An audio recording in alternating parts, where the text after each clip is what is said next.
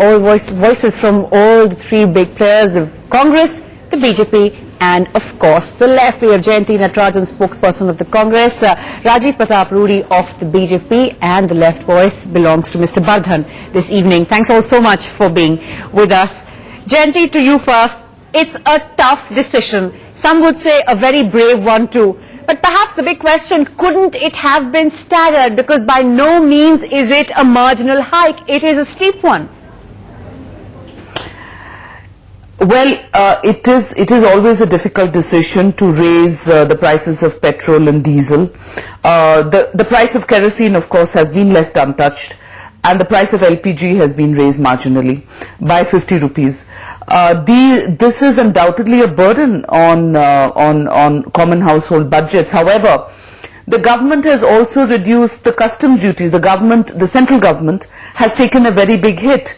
We all know that the price of international crude was $129 per barrel, and has just gone down today because of the cut in in one of the largest buyers, India. So this is something that the government, that was absolutely inevitable. Absolutely. That the oil companies would have gone into complete bankruptcy, right, and we would have faced. But my question, Jayanti, is why not stagger it? Why couldn't this decision perhaps have been taken a smaller hike earlier, and then now most people seem to be saying it's just too much too soon? I don't think that it's ever the right time to raise the prices. Right. I think it's a question of something that's inevitable and something that had to be done. Right, Mr. Bardhan, respond to that. It's something that we've spoken about for weeks on end. It had to happen. The oil companies have been bleeding. The government said it's left with no choice. So really, was there any option before the government but to raise prices? They had choices. They had options. The left parties have been suggesting these options to them for the last 4 years. They never tried it. It is said, you see, a stitch in time is better than 9 later. You see? It could have saved it. But they didn't listen to us. Now they are facing a crisis. Right, of course, the left and the government agreeing there to disagree. Mr. Rudy, the BJP is, of course, talking about all that burden, but isn't the BJP just lucky that they are not the ones having to make this decision, that the BJP is not in power to do this? It is, after all, a very unpopular move. Aren't you just glad that you are where you are, that is in the opposition today?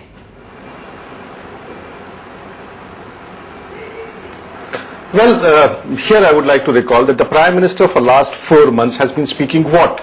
He has been speaking that we will control inflation, give us time. And I do not know how many committees, the Committee on Prices and Cabinet Committee on Political Affairs, they have all sat together and said one thing to the nation.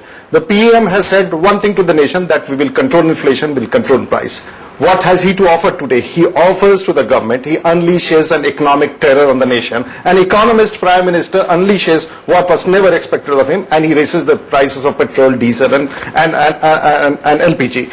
Now here is a friend, Jayanti, who says it is inevitable. She speaks the language of the Prime Minister. The Prime Minister yesterday said it's inevitable. If the price rise, the hike of petroleum products is produces diesel petrol is inevitable. Mr. Rudy, but what were the options here? But Mr. Rudy, what were the options here? We're saying it's happening globally. In fact, speech began. Now we heard the Prime Minister there say when the UPA came to power, crude was trading at $39 per barrel. It's now at $130 per barrel.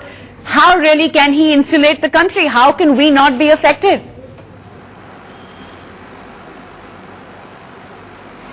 Well, I must admit you wasted my time by asking me to hear to the Prime Minister, because he sounded absolutely, you could make out that this country has, the sound bites of the Prime Minister was as if this country has gone bankrupt, this country has absolutely no future left. He was depressive.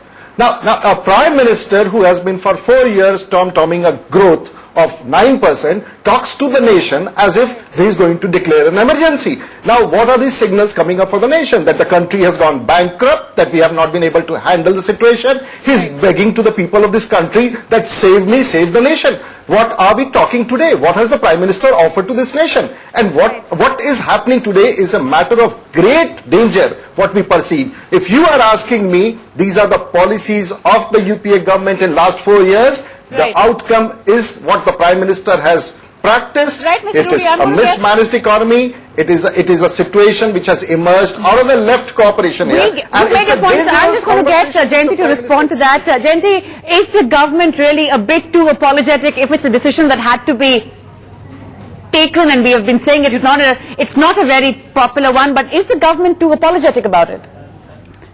You know, actually I heard what Mr. Rudy was saying, and I'm totally amazed to hear what he's saying, considering that the NDA government in 6 years raised the price of petrol 21 times and the price of diesel 17 times, and in absolute terms the total increase was roughly about 109 rupees for petrol, if I remember correctly, and our increase over all these years is 85 rupees. That's what I asked you in the beginning, Jayanti. It was staggered. Perhaps that is why people did not feel the pinch like they are feeling now. Let me just complete what I'm saying. So this is total political expediency. This is a callous exploitation of a political agenda to mislead the people. This from a government which has done this far more times and in absolute terms much more than the Congress. Why it could not be staggered? I'm afraid these are decisions that are taken keeping the best interests of the people. There are always better ideas. I mean no disrespect to those ideas. And the Prime Minister did not sound apologetic. He explained to the nation a harsh reality that the entire world, there are food riots. Maybe the BJP should open their eyes and see. There are food riots which are not happening in this country. Government is keeping it under control. It is of course election season, which is why perhaps Prime Minister has come out and addressed the nation. But we've heard the BJP and the Congress. Let's go across to Mr. Bardhan now. Mr. Bardhan, for the moment the government's ruling out any rollback. In fact, it's virtually out. The Prime Minister, they're explaining reasons for it. How do you expect them to change their minds? I mean, the left is putting all this pressure on the government. What do you expect them to do? Will it work? You see, that we will have to consider. The left parties will meet sometime after this. We will discuss all that question also. Right, but Mr. Bardhan, how far are you really willing to go? Let us see. I can tell this only when we meet. I cannot say this unilaterally, only on behalf of my party. This is a decision that should be taken by all the left parties together. Right, Jayanti, last words from you for all those people, and we're getting so many SMSs from people saying they want the government to tell them how on earth they're going to afford it. What would you say? Well, I think that the government has really taken a large part of the burden. This is a problem that all of us have to join hands and face. I think the state governments have to follow suit and cut sales tax and VAT. The left has announced it in West Bengal. The Congress-ruled governments have been told to do it. I think the BJP should now put its money where its mouth is and do it in the governments which are being run by the BJP. At least to that extent, the burden of the people will come down. We'll get the BJP to answer that. Mr. Rudy, will that happen next? If it's happened in Bengal, it will perhaps happen in Congress-ruled states. Are you also going to cut the sales tax? Is that one step forward to ensure that the Aam Aadmi that you're also talking about now doesn't feel the pinch as hard as he is? Well, it's an amazing situation. Not a week ago or maybe 10 days ago, this is the union government, and the ministers of the union government have been accusing the states of hoarding and black marketing. Now they have all the cheeks, because they have messed up the economy right from the day one. Right. Now they have all the cheeks to go back to the state government and beg them that do something. We don't need a government which cannot carry itself. We do not need a Prime Minister who has absolutely lost his vision how to run this country. His inability to govern has been expressed in the action taken in this price rise. And the country is watching. People will have to be explained, and this is an onslaught of the people. And of course, you've also heard the Prime Minister this evening. For this, right, Mr. Rudy, of course, in election season, a lot of what you're saying also sounds like an election speech, but you have made your point clearly. The politics over that hike continues. That hike, of course, is done. Let me remind you, 5 rupees per litre of petrol, 3 rupees for diesel, 50 rupees more is how much your gas cylinder is going to cost, is now going to cost. But as the Prime Minister outlined the reasons for that hike and said that it was inevitable. But thanks all so much for joining us. Clearly, this debate isn't just over yet. We are back with lots more.